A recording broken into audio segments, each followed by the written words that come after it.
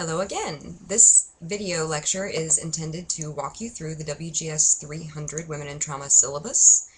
I hope that you have already read the syllabus through for yourself once, and I hope that you've already watched the Facebook introductory lecture that I posted, because otherwise this might not make sense. My hope is that at the end, the syllabus and then the Facebook lecture that I posted earlier and then this lecture will all come together and help you make sense of how I envision our next 5 or 6 weeks together to be. So at the top of the syllabus you will see the name of the course, the name of the Facebook course, and the many ways that you can contact me. I encourage you to download Skype if you haven't already. It's a great little tool. You'll have a lot of fun using it. And there's my Skype username. You can add me. And I'll hope to have that open whenever I'm on my computer, like going through papers and stuff, or responding to your comments on Facebook.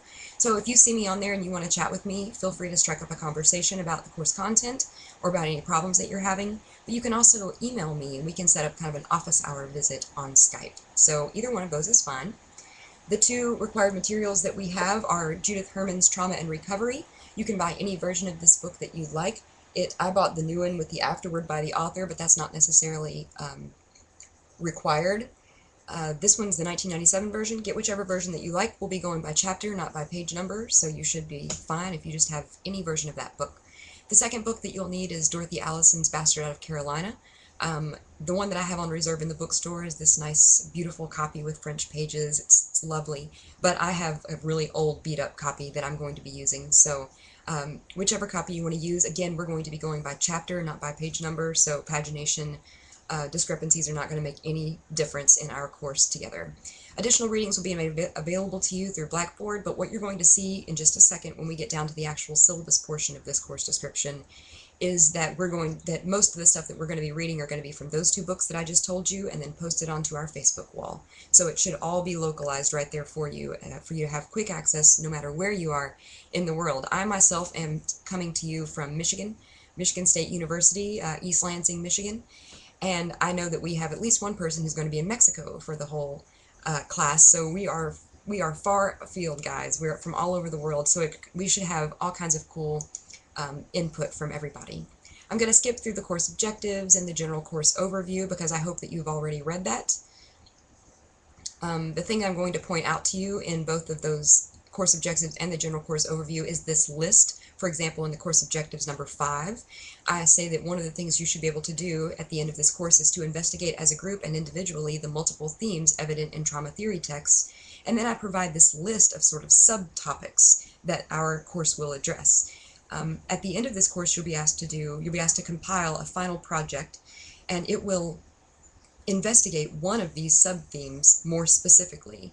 And these themes are just there for your perusal. They're extremely broad, but by the second week, you should have chosen one of these really broad themes, and then throughout the next several weeks, you yourself will work those themes down into paper topics. So the themes I'm going to go over really, really quickly are listed here: rapeability and unrapeability.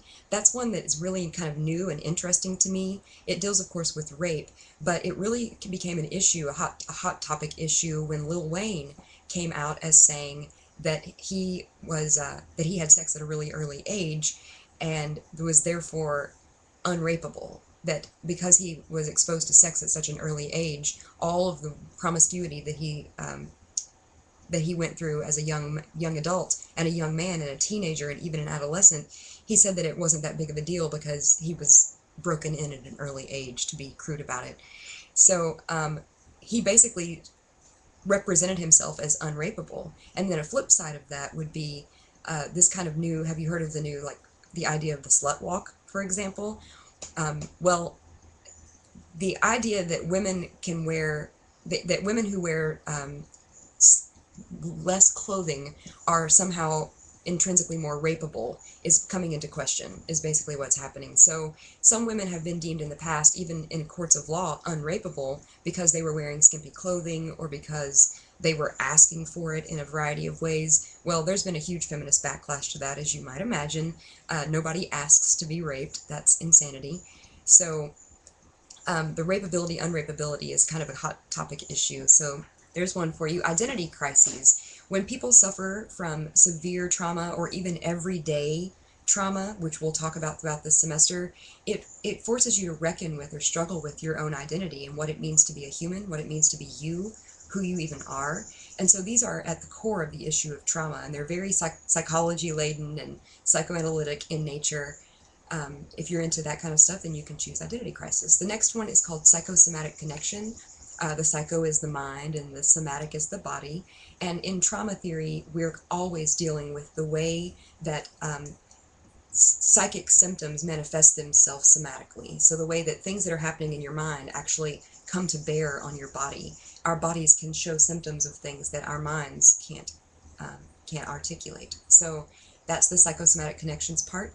The next one is partner response or responsibility. We'll be talking a lot this semester about military trauma, not just from the perspective of male soldiers going off to war, but also the perspective of women, female soldiers, and then the spouses, both male and female, of those soldiers when they return from war. I apologize if you hear the meowing. My cat's outside the door. So there's a partner response that would be more productive to healing, and then there's also a responsibility, but those boundaries have to stay pretty clearly drawn if you are the partner of a PTSD survivor. My stupid cat. Okay, the next topic is hypervigilance or hyperarousal. Hypervigilance and hyperarousal are two topics that are interrelated, but they're also somewhat separable. Hypervigilance means constantly being on one's guard, and this particularly applies to victims of childhood sexual abuse and victims of war trauma, but it can also apply to any kind of trauma. I'm thinking of, for example, adoption trauma is an interesting case for hypervigilance, because these people who have been adopted are sometimes constantly on the lookout for abandonment. So they're hyper aware. They're always on the lookout for signs or symptoms that someone's going to abandon them. And then the flip side of that, or its companion even, is hyperarousal. And that is a condition where you're basically constantly up. You're constantly elevated. You're constantly on the lookout. You're looking for extreme situations. And both of these are very common in severe cases of PTSD. The next theme is performance. As you know from your previous women and gender experiences, we're all performative creatures. We're all performing our genders and our sexualities and even our trauma every single day of our lives. So what does it mean to perform one's trauma? What are the signs and symptoms of that performance? And what can we do to alter that performance to make our lives better for ourselves and to make us feel well and to feel healthy? The next one is called safety. Judith Herman has a whole chapter on safety. It's a vital issue in the trauma community. How does one achieve safety? If you're a student at EKU and you go to the on-campus site, you know that there's all kinds of issues of safety being discussed right now around the safe room, the safe house, and the safe place on campus. So safety and all of its sub-themes could be a topic that you might pursue. And then the final one is narrative or storytelling. And that's for those literature geeks out there like me who just want to explore what it means to tell one's trauma story. What are the elements of narrative or of narrative theory even that come into play when someone tells a trauma story? How does time play a role in the telling of this story? So these different themes are all going to come up as we go through our semester, and you can take an interdisciplinary approach to it. You can take a mathematical approach to narrative, or you can take a biological approach to safety, or you can take a sociological approach to hypervigilance, or you can take a community approach to, or a civic engineering approach to something. Whatever you want to do, a law enforcement approach, you bring your own to bear on this topic. But this topic's going to be, we're going to keep returning to it in the text that we read. So you can choose one and follow it throughout the semester, and by the end of the semester you'll have built quite a body of knowledge about this topic so that you can pump out that final paper. So that's kind of how I see, let me see how I'm doing with time here. Okay, that's kind of how I see this semester playing out. I see us every week, we're going to talk through these texts from about Sunday till about Thursday. We're going to be talking through these texts on the docs part of the Facebook group. So what you'll want to do is not spend the whole first 3 days reading and then the last day discussing, but you'll want to read a little bit each day if you have an opportunity, and then chime in a little bit each day if you have an opportunity. Otherwise, the whole conversation will have gone on without you. By the time you finish reading, you'll get there and there will be dozens of postings and you'll just be out of the loop. So you want to try to get measure your responses so that you're doing, a little bit each day, and you're responding to people each day so the conversation can move and progress that way instead of us getting bombarded at the end with somebody saying, I agree with Sherry and Joanna and Tom and Frank, when they all said. That's not productive to just tell us that you agreed with everyone. You want to become a part of that conversation rather than just a respondent to it. So Sunday through Thursday is when I've set aside for that. And I recognize that you all are different with your schedules and stuff, but that's the beauty of Facebook. You can get on at 2 o'clock in the morning, you can get on at 5 o'clock in the afternoon, you can stay on for 10 minutes at a time, you can check it on your BlackBerry, right? You can do this wherever you are, but when you make those responses, they need to be thoughtful. Don't just BlackBerry a little tiny, single letter U, number 2. That's not gonna cut it. We're looking for intellectually vigorous responses here. So set a tone at the first week, and then let's keep pushing that tone so that we keep diving farther and farther into this topic. And then you can also build that every week. You can build on your events wall, you can build on your topic and add a couple of new sources each week that you find on your own, so that by the end of the semester you've got this huge reservoir of information that you've already developed over the last 5 weeks that you can then craft into a final paper that tells me more about the topic that you're exploring or argues for a way of changing or thinking about that topic.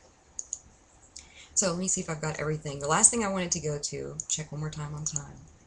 Okay, the last thing I wanted to tell you real quick was the syllabus portion. So scroll down to the very last page of the syllabus and you'll see a chart, a graph. There are 4 columns. The first column is the week, every week that we have. The second column is the topic that we'll explore that week loosely. The third column is the readings that you're responsible for, or the video watchings, or the websites, or what have you.